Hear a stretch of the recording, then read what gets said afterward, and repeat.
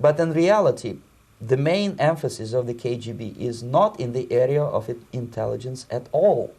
According to my opinion and opinion of many defectors of my caliber, only about 15% of time, money, and manpower is spent on espionage as such. The other 85% is a slow process which we call either ideological subversion or active measures, активные мероприятия in the language of the KGB, or psychological warfare.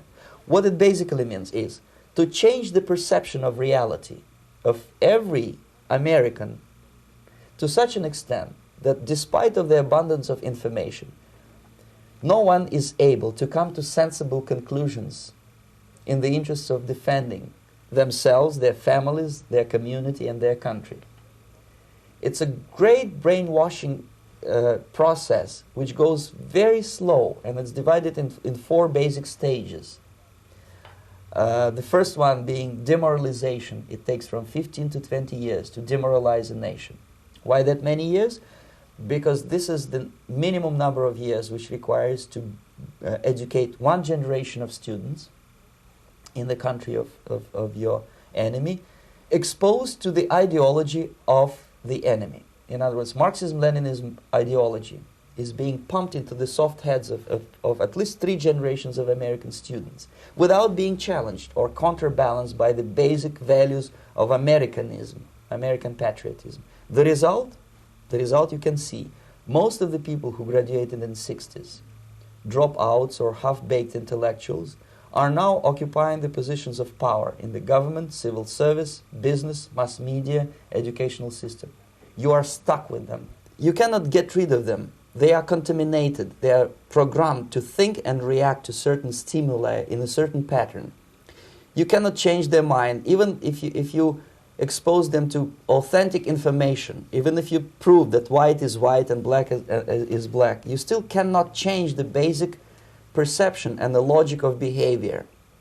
In other words, these people, the process of demoralization is complete and irreversible. To get rid society of these people, you need another 20 or 15 years to educate a new generation of patriotically minded and common sense people who would be acting in favor and in the interests of the United States society. And yet these people who've been programmed and, as you say, in place and Yes. who are favorable to an opening with the Soviet concept, these are the very people who would be marked for extermination in this country? Most of them, yes. Simply because the psychological shock when they will see in future what the beautiful society of equality and social justice means in practice, obviously they will revolt. They will be very unhappy, frustrated people, and the Marxist-Leninist regime does not tolerate these people. They will join the links of dissenters, dissidents. Unlike in present United States, there will be no place for dissent in future Marxist-Leninist America. Here you can get popular like Daniel Ellsberg and filthy rich like Jane Fonda for being dissident, for criticizing your Pentagon. In future, these people will be simply squashed like cockroaches. Nobody is going to pay them nothing for their beautiful, noble ideas of equality. This they don't understand, and it will be a greatest shock for them, of course. The demoralization process in the United States is basically completed already. For the last 25 years, actually it's overfulfilled, because demoralization now reaches such areas where previously not even Comrade Andropov and all his experts would even dream of such a tremendous success. Most of it is done by Americans to Americans, thanks to lack of moral standards. As I mentioned before, exposure to true information does not matter anymore.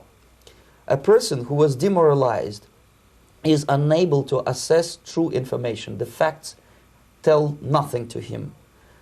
Even if I shower him with information, with authentic proof, with documents, with pictures, even if I take him by force to the Soviet Union and show him concentration camp, he will refuse to believe it until he is going to receive a kick in his fat bottom.